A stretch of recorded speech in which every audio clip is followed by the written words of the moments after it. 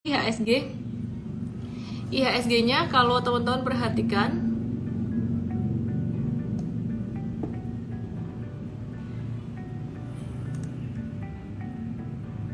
perhatiin di sini.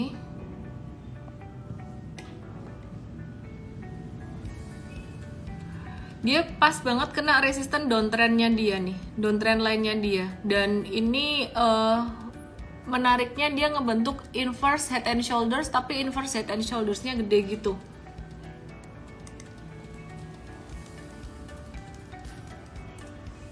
Oke, ya, jadi ini inverse head and shoulders-nya tuh gede gitu.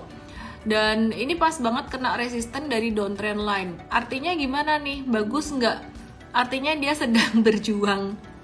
Dia sedang berjuang untuk menuju uptrend. Jadi kalau dia naik di atas angka 6.929 ini bakalan bagus. Trennya bakalan lebih bagus. Nah, sekarang dia trennya masih sideways aja, jangka pendeknya masih di sini.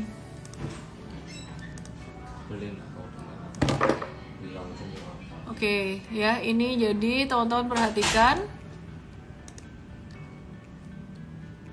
Di sini nih, ini dia konsolidasi antara 6822 sampai dengan 6897, IHSG-nya masih sideways. Nah, terus kita mau lihat buat saham-saham big cap-nya dulu. Kita lihat dari saham-saham big cap-nya dulu.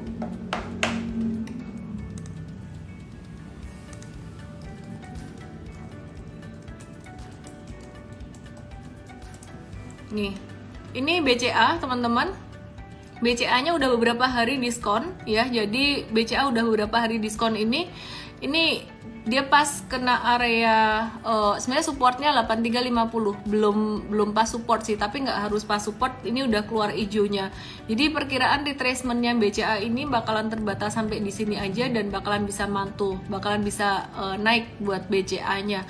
Nah, buat teman-teman yang belum punya BCA, boleh nih kalau mau ngambil-ngambil dikit gitu ya. Dan dua perbankan besar yang lagi di support itu BCA dan juga BBNI. Nah, kalau yang lain-lainnya koreksinya dalam jangka pendek masih belum terlalu signifikan. Terus kemudian kita lihat BBRI dan Bank Mandirinya gimana. BBRI dan Bank Mandiri ini koreksinya juga belum signifikan. BBRI masih sideways aja. Jadi short term yang bisa dicicip itu BCA sama BNI kalau jangka pendek ini. Nah, terus kita lihat buat BMRI-nya ya. BMRI juga ini ada koreksi kena area support.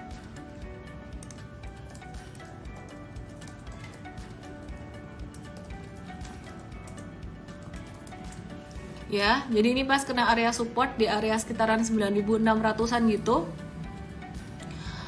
Anyway, BCA dan BNI dulu aja, sorry, suaranya agak serak-serak gitu. Oke. Bahas era, ya ntar aku bahas era ya teman-teman ya. Aku ngelihat market ini udah mulai manasin mesin, jadi belum lepas landas. Beberapa saham udah lepas landas, tapi beberapa saham manasin mesin. Dan keseluruhan market hampir semua ya, hampir keseluruhan market, hampir dari berbagai sektor tuh udah jalan semuanya, bahkan konstruksi udah jalan. Yang belum sektor properti gitu.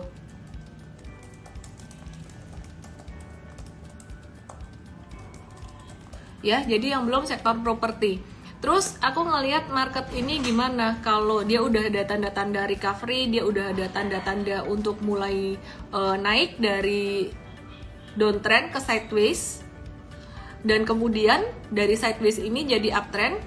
Sorry, pintunya ditutup, tolong tutupin pintunya. Oke, sorry ya teman-teman ya, ada yang masuk jadi aku agak distracted dikit. Oke, balik lagi ya, market ini udah mulai agak recover ya, jadi trennya udah mulai membaik. Dan aku ngelihatnya ini sebagai satu awal yang bagus. Kayak kalau pesawat itu lagi manasin mesin, bukan pesawatnya lepas landas tapi manasin mesin.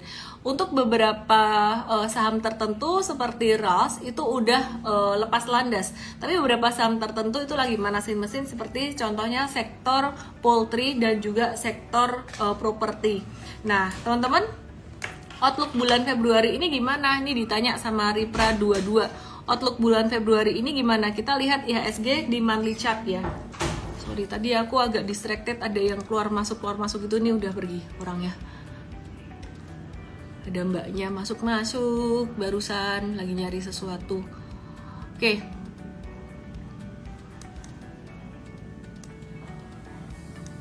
Outlook bulan Februari bakalan sideways marketnya karena naiknya udah agak lumayan IHSG-nya untuk saham-saham big cap, saham-saham big cap-nya, saham-saham besarnya. Kalaupun naik bisa sampai sekitaran 6935-an untuk Outlook Februari ini. Sedangkan saham-saham yang masih di bawah, yang valuasinya cenderung masih murah, itu masih ada upside, yaitu saham-saham properti gitu. Sektor tekno lagi di landasan pacu, kata Andi Anda. Bener sih, sektor tekno ini dia lagi manasin mesin juga ya. Jadi bukan cuman properti aja, tapi tekno juga dia lagi manasin mesin.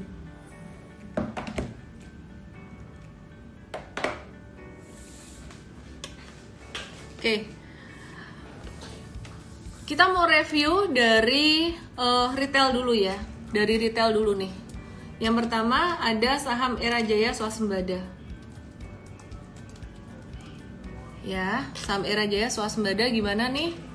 Ini M-Trade udah cuan lumayan di saham Era ini sekitaran 18% ya, 16% kalau nggak salah.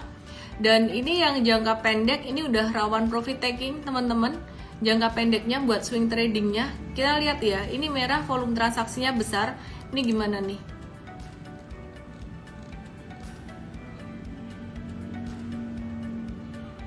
Kita lihat dari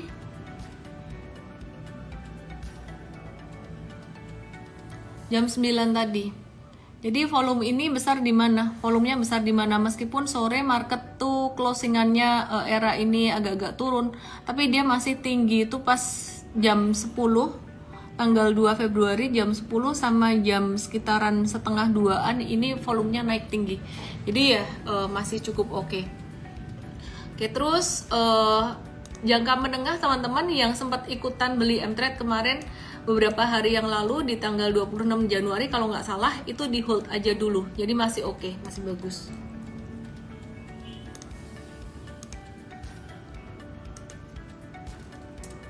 Oke. Kita coba lihat ases ya, kita lihat S Hardware ya. Kita lihat S Hardware gimana. Semoga koneksi aman ya. Kalau koneksi nggak aman, aku udah siapin wifi tambahan satu lagi nih. S Hardware-nya gimana nih?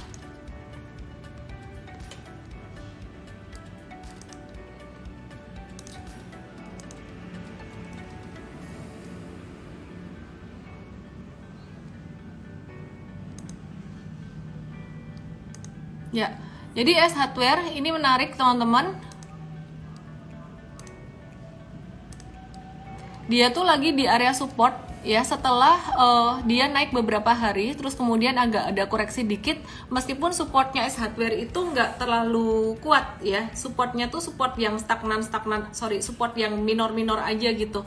Jadi anyway, teman-teman, ini supportnya S Hardware. Sorry karena sore ini banyak distraction dari anakku berisik, ada mbak keluar masuk, aku agak susah fokusnya, belum makan juga, jadi sorry, aku matiin komennya sementara ya. Aku matiin komen sementara, ntar aku nyalain lagi sampai aku bisa fokus, haha. Oke, nah ini S Hardware ya, jadi kayak gini nih, dia ngebentuk higher low-nya bagus 1, 2, 3, 1, 2, 3 kayak gitu, 1, 2, 3, bahkan ini ada sedikit juga higher low di sini. S Hardware dia berpotensi untuk menguji resisten 526. Tadi M-Trade ada masuk ya, jadi teman-teman supaya nggak telat bisa dibantu stock pick real time dari M-Trade gitu. Kita masih suka sektor retail dan aku mau update untuk rokok ya, sigaret, GGRM dan HMSP. Ini udah naiknya tinggi banget, jadi congrats buat kalian yang nyangkut di GGRM HMSP. Boleh mulai kurangin posisi dikit-dikit ya, jadi boleh mulai kurangin posisi dikit-dikit. What to expect dengan gerakan yang kayak gini dari GGRM dan juga HMSP. Ini GGRM itu dia bisa turun dia bisa koreksi. Kita pasangin aja Fibonacci nanti, tapi harusnya kebentuk high dulu. Kalau belum kebentuk high, sebenarnya belum boleh dipasang Fibonacci. Aku perkirakan aja dia bisa koreksi sampai 23.000 dan 22.000. Jadi teman-teman, ini bukan waktunya beli, ini waktunya jualan buat kamu-kamu yang punya gudang garam yang nyangkut ya. Siapa yang nyangkut gudang garam di sini boleh angkat tangannya, boleh ngomong di sini siapa yang udah untung juga dari gudang garam dan HMSP. Oke, yuk kita lihat untuk HMSP-nya gimana. Ya, Mtrade ada trading HMSP juga dan udah profit taking buat HMSP-nya. Karena memang kenaikannya udah lumayan signifikan ya, signifikan banget malah. Dan ini dia kena resisten, dekat resisten 1055. Ini area-area yang rawan banget profit taking. Jadi banyak nyangkuters di sini. Kalau aku boleh kasih lihat lagi chartnya. Ya, di sini nih teman-teman bisa lihat ini ada high di 1095, 1095. Ini merupakan high yang lumayan tinggi, resistennya tuh lumayan tinggi gitu. Jadi dekat-dekat area ini banyak nyangkuters yang mau unload barang. Be very careful, jangan kumpulin di area ini. Oke ya. Siapa nih yang nyangkut?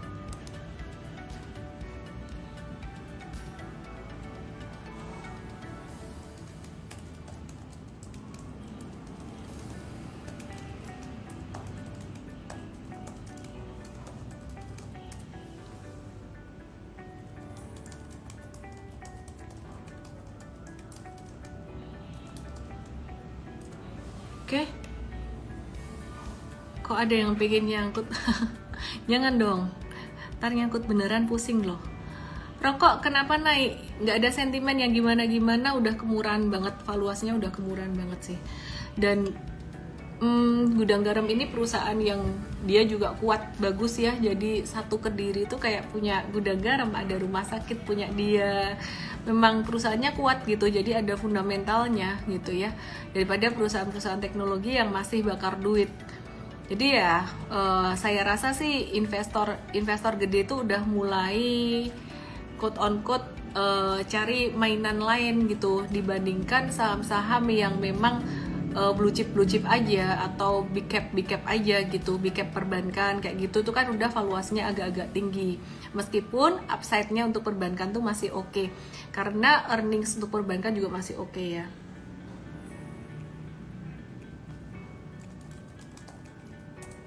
Oke.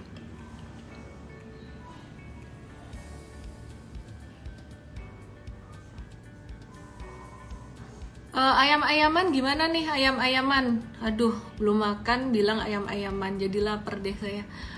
Ayam-ayaman aku bahas bentar lagi, tapi aku mau update dulu untuk result FOMC meeting Februari 2023 ya. Jadi udah sesuai ekspektasi, The Fed naikin suku bunganya sebesar 25 basis point jadi 4,75% di FOMC meeting pertama 2023. Dan kenaikan suku bunga 25 basis point ini udah cukup melandai dibandingkan bulan-bulan sebelumnya. Jadi ini angka yang cukup bagus teman-teman. Ini banyak yang penasaran sama Goto, ntar aku bahas Goto ya. Goto sama Arto banyak yang penasaran. Terus pasar tenaga kerja di Amerika itu masih kebanyakan demand-nya daripada supply-nya. Jadi tenaga kerja di Amerika tuh masih dikit gitu loh. Jadi itu susah apa ya? Kalau dibilang sih susah cari tenaga kerja, sehingga di Amerika tuh mereka cenderung kasih gaji lebih tinggi gitu. Nah, hasilnya apa kalau kasih gaji lebih tinggi tuh? Hasilnya ya inflasi gitu. Oke? Tenang, big money lagi gatel pengen trading katanya. Kalau aku lihat sih mereka udah mulai icip-icip dengan melihat tren suku bunga seperti ini, karena kalau dimasukin ke investasi yang aman pun ya, yang tidak beresiko, itu kan returnnya kecil buat mereka. Jadi sekarang mereka udah mulai ngelirik, terutama di Indonesia ini masih banyak saham-saham yang valuasinya murah. Meskipun China juga lagi reopening, China itu juga jadi pilihan banyak investor besar juga gitu. Poultry jangan lupa, baiklah.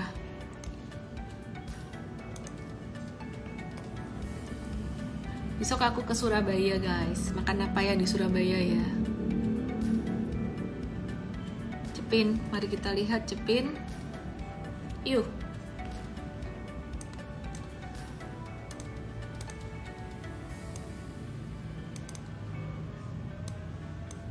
Ini cepin. Cepinnya lagi di area support di 5750-an ya, sampai 5900 kita lagi nge-watch juga nih cepinnya. Pas banget di garis uptrend lainnya dan udah koreksi banyak, jadi menarik buat kita watch. Terus kemudian kita akan lihat Java ini juga sektor yang belum banyak naik, tapi yang sama sekali belum naik sama sekali itu sektor properti. Jadi ini kalau cepin dan Java kita lebih prefer untuk cepin dalam jangka pendek karena dia masih lebih low risk. Tahu tek putus-putus kah? Koneksi gimana? Rujak cingur. Oke, siap.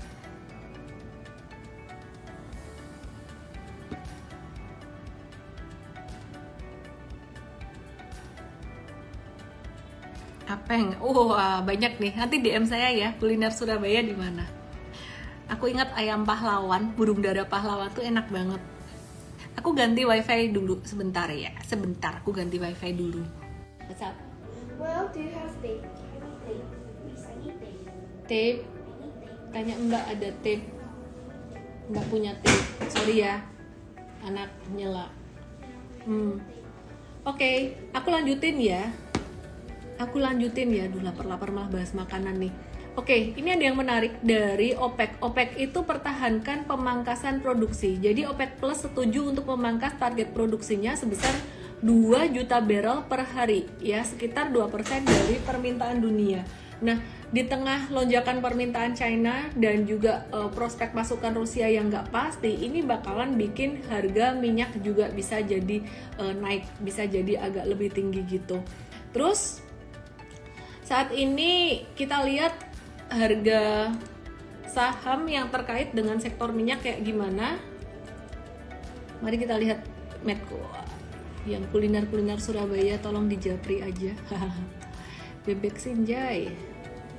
Boleh masuk GIA nggak? Ntar aku liatin ya. Ini Medco dia lagi konsolidasi. Konsolidasinya cukup bagus. Oke.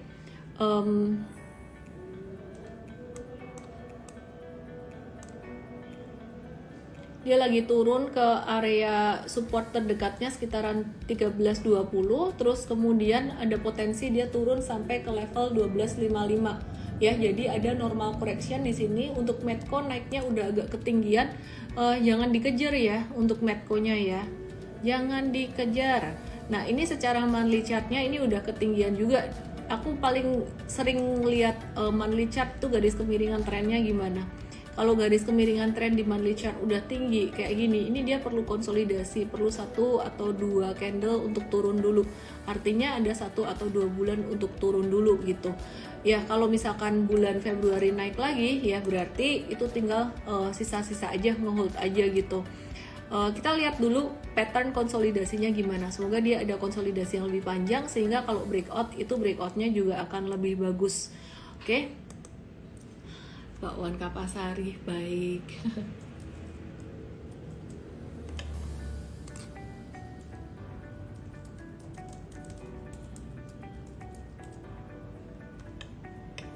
Oke.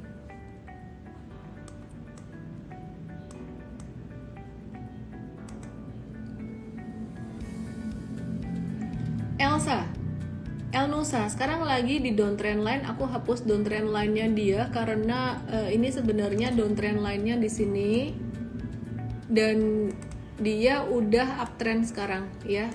Bukan uptrend, dia udah breakout dari downtrend line-nya.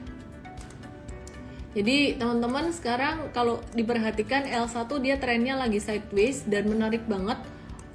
Baik Elsa maupun Medco tuh potensi membentuk flag, Elsa potensi membentuk inverse head and shoulders ya. Jadi potensi membentuk inverse head and shoulders dengan upside-nya bisa sampai mungkin sekitaran 360 370-an. Jadi di watch aja gitu. Oke. Terus Akra gimana? Elsa inverse HNS bukan HNS. Akra gimana?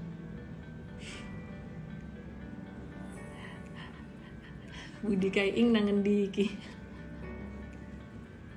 Ya kan, masih bankers Pak Teddy kan udah ini, udah bebas waktunya. Oke. Ya, Akra gimana? Dia udah breakout belum? Breakout dari downtrendnya, tapi dia masih sideways juga. Jadi masih sideways, range-nya pas banget di resisten di sini. Aku ngelihatnya Akra juga menarik, tapi Akra ini bukan bener-bener di minyak, dia lebih ke distribusi dan juga ada JP-nya juga gitu. Oke, terus kita ngelihat dari tadi banyak banget yang mention Arto. Oke, aku bahas Arto ya.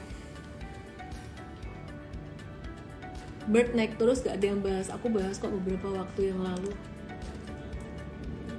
Cuman memang liquidity dia kecil ya. Jadi ya naiknya Bird dulu atau Arto dulu nih? Bird dulu deh, pas di depan mata. Ini dia liquidity-nya agak-agak kurang juga. Ini Bird ini dia secara fundamental laporan keuangannya juga oke sih. Ini ya. Jadi udah deket-deket resisten juga. Kalau modalnya nggak terlalu banyak untuk ambil saham-saham kayak gini, ini oke, boleh. Tapi kalau modalnya besar, nanti kita agak-agak rawan di resiko likuiditasnya.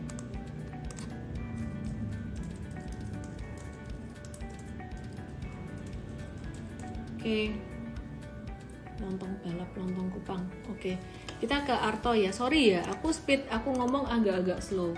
Jujur, ngantuk dan lapar. Tapi tetap semangat, IG Live tetap seneng.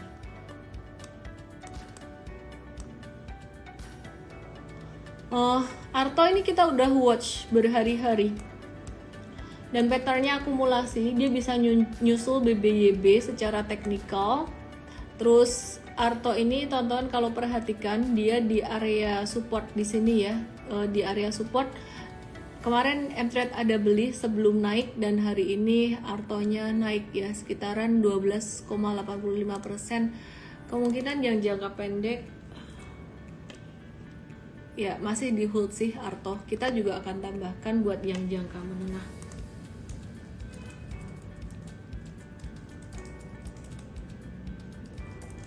Jadi kita tambahkan tuh maksudnya gimana? Petunjuk jualnya, kan belinya sama aja ya, udah beli kemarin gitu.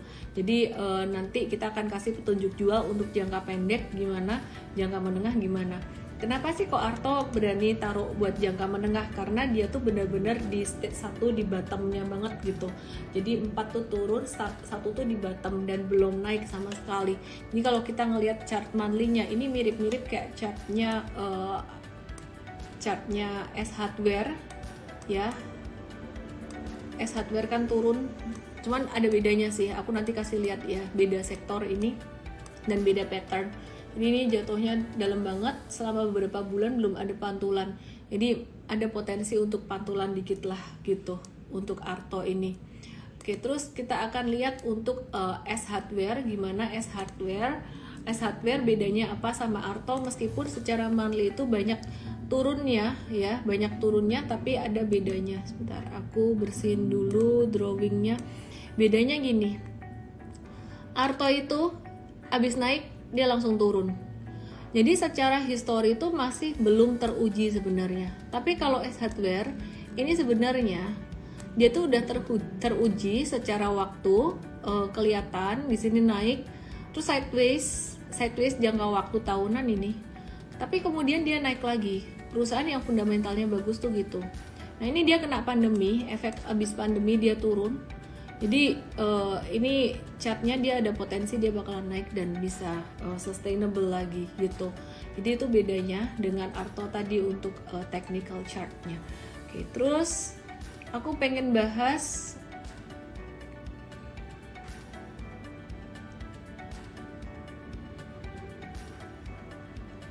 fundamental dikit ya. Aku bahas fundamental dikit BBYB dan juga Arto. BBYB sekalian ya, teknikalnya gimana, ini juga lumayan banget. BBYB ini kasih cuan juga buat M-Trade.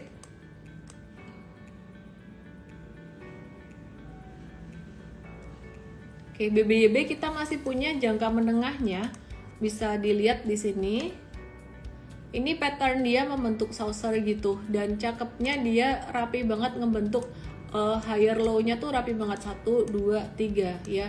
Jadi kita mulai nge-watch untuk saham-saham perbankan, tidak hanya perbankan konvensional tapi juga perbankan digital. Nah, mulai trading lagi itu kenapa? Karena kita ngelihat udah mulai banyak peluang trading dari dalam beberapa hari aja. Ini dari 19 Januari kita udah bisa cuan 18-20%. Jadi di sini kita melihat market ini udah nggak begitu sideways lagi. Iya, sideways untuk saham-saham big cap-nya. Tapi untuk saham-saham yang second liner, saham kecil-kecilnya ini justru malah naik.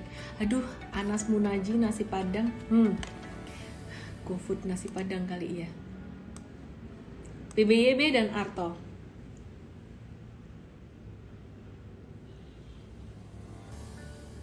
Oke, BBYB, kinerja keuangan full year 2022 gimana? Ini BBYB ini secara tahunan itu masih rugi, tapi secara beberapa bulan terakhir itu udah mulai untung gitu. Terus pendapatan bunga bersihnya sebenarnya dia naik 438% year on year, 1,7 triliun. Tapi karena ya ini perusahaan teknologi masih banyak bakar duit juga ya, ini secara tahunan masih agak-agak ada ruginya gitu. Lumayan ruginya berkurang sih. Dari tahun 2021 tuh 985 miliar. Terus kemudian sekarang jadi ruginya 578 miliar aja. Miss, kenapa nggak coba live di TikTok? Bener juga ya. Aku mau live di TikTok deh besok mulai hari ya, next time aku akan mulai live di TikTok. Oke? Tes ya, kapan-kapan live di TikTok ya. Oke, terus Adaro ini update kinerja keuangan di 9 months 2022 belum keluar nih yang full year. Adaro ini dia laba bersihnya naik 977% year on year atau 151% year on year. Tapi harga sahamnya ini ngikutin dari harga komoditasnya. Jadi ya teman-teman ini nggak bisa dijadiin patokan untuk fundamentalnya. Secara teknikal Adaro saat ini untuk daily chartnya dia lagi breakdown dari support dan ketahan di support area sekitaran 28-30-an gitu. Oke. Terus jarang di TikTok, enak IG ya lah. Kalau di TikTok aku bahasnya lain, nggak bahas saham yang detail ini. Penontonnya beda-beda juga. Jangan TikTok, baiklah keluarga Instagram. Oke. INTP, kita mau lihat semen-semenan ya. Masih kuartal 3 2022. Ini pendapatannya naik 20% dan labanya naik 5,4%. Dikit aja sih INTP dan juga SMGR. Kita lihat untuk fundamentalnya gimana. Jangan, aku nggak punya TikTok, padahal nggak punya TikTok. Baiklah, aku kalau di TikTok aku nge-live-nya bahas yang lain. Tenang aja guys. Tenang aja, aku masih nge-live di IG kok. INTP short term ya. Tadi Mtrade ada trading juga, trading breakout bakalan menuju ke 10.650 untuk INTP-nya. Terus kemudian kita akan lihat SMGR.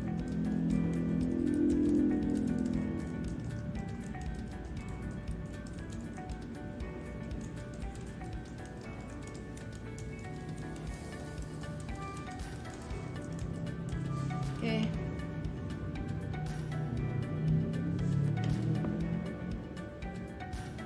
Kita lihat SMGR ya.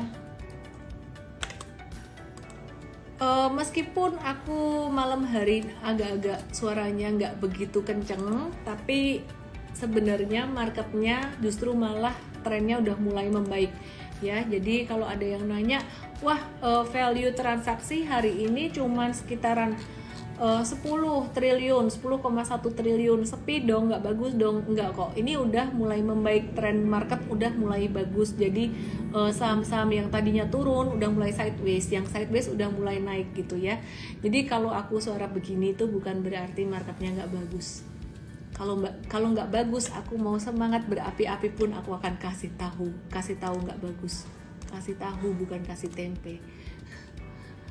SMGR kena resisten 7400, makanya kita pilih INTP tadi yang udah beneran breakout ya. Oke, terus aku mau cek untuk INKP-nya gimana.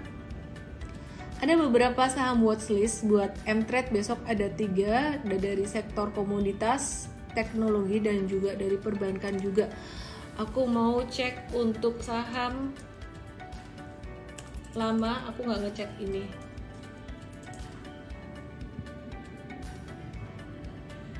Karena lapar, ya bener sih, karena lapar sih. BNGA-nya cakep loh, udah naik kan.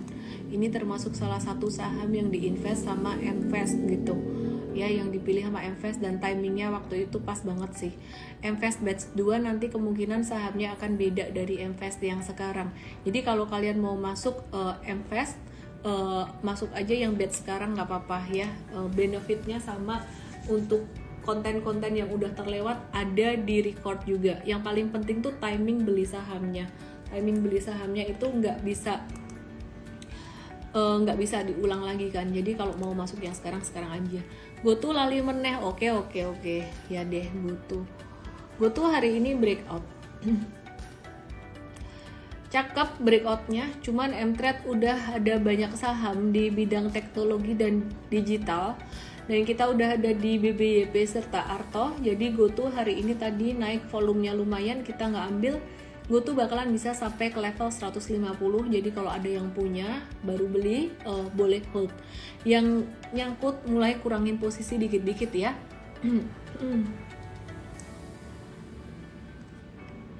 Oke. Bukopin ini mau kayaknya mau IG live bareng kita ya. Jadi watch dulu aja. Goto besok ARB pasti, kata Roy Rooney. Enggak, dia trennya bagus, bisa naik besok. Oke, aku akan invite Coach Afif.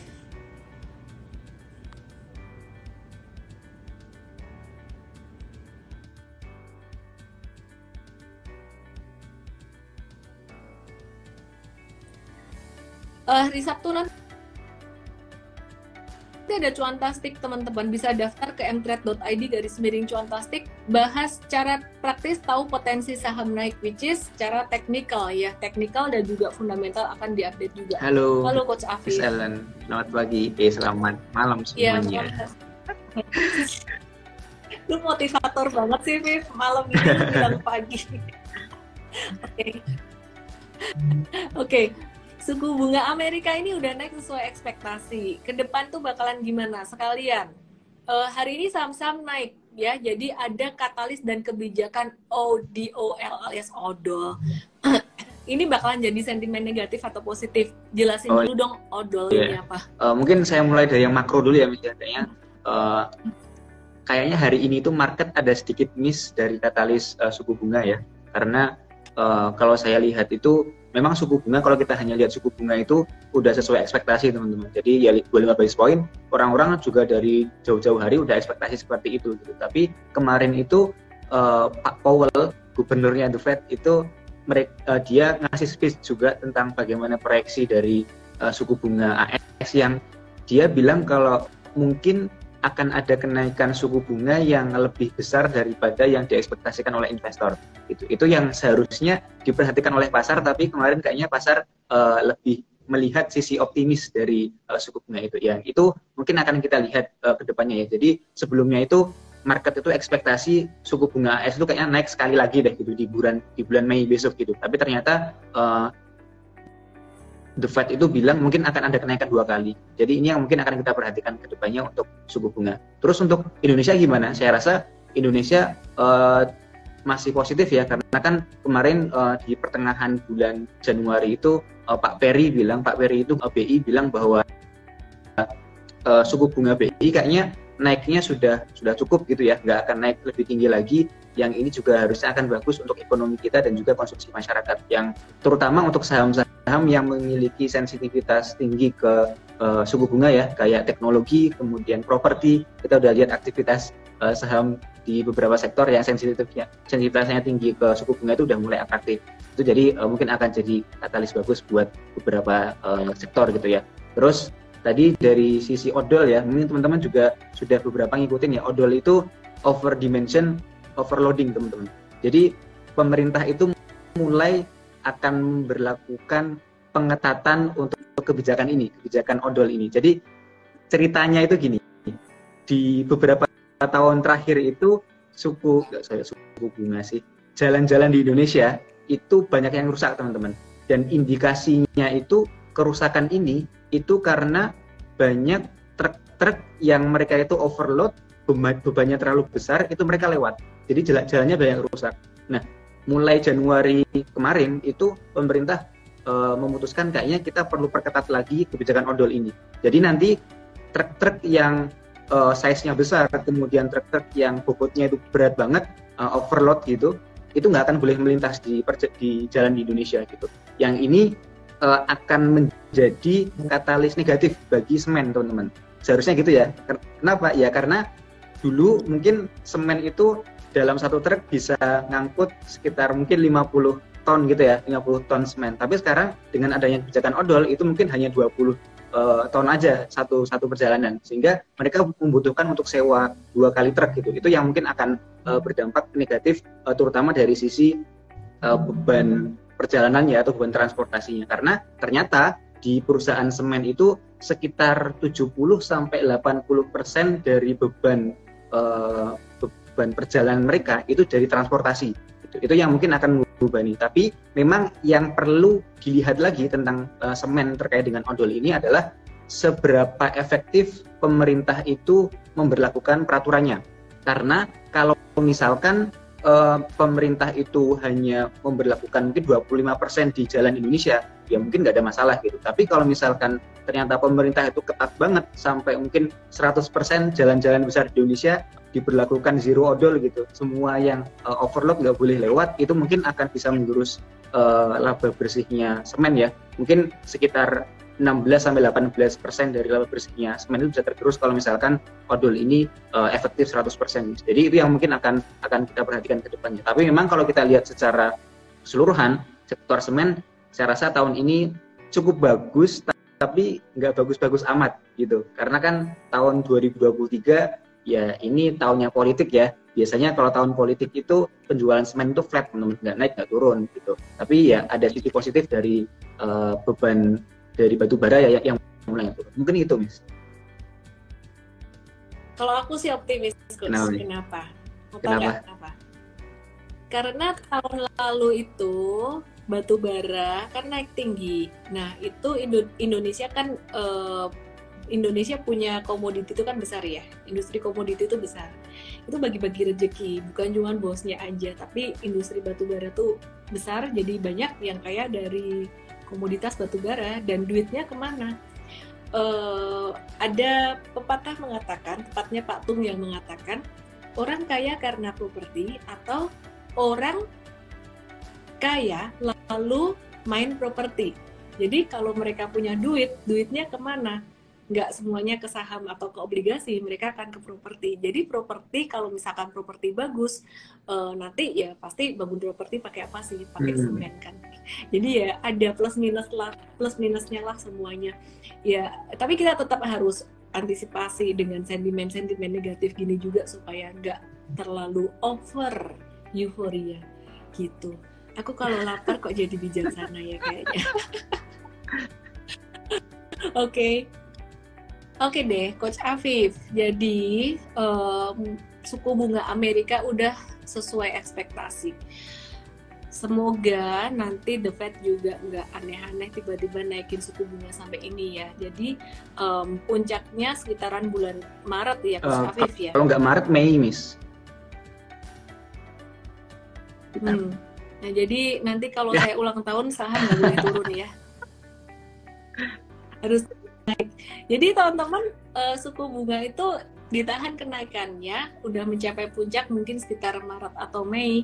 Tapi yang namanya analisis itu selalu forward looking. Jadi investor-investor gede itu mereka udah ngelihat dan udah mulai nyicip-nyicip. Istilah kata kalau coach-coachnya M-Trade ngomong nitip sendal dulu. Sekarang mereka udah nitip sendal di beberapa sektor yang udah jalan, sektor retail. Jadi kita mulai siap-siap untuk investasi juga selain trading. Kenapa? Karena kalau misalkan investor besarnya mereka bukan cuma nitip sendal, mereka udah mulai niat beneran masuk, kita bakalan ketinggalan. Nah teman-teman lihat sendiri, gudang garam HMSP, RALS, ERA itu kalau mau naiknya langsung boom gitu. Makanya kita mesti pintar-pintar ngebaca tren. Sekarang trennya udah mulai turun tuh udah mulai landai dan udah mulai recover. Jadi teman-teman boleh belajar investasi di Mvest, karena kemungkinan Mvest kita akan cuman buka 2 batch aja, abis itu kayaknya kurang relevan kalau buat value investing. Kita lihat Sikon nanti apakah ada saham-saham yang masih oke buat investasi.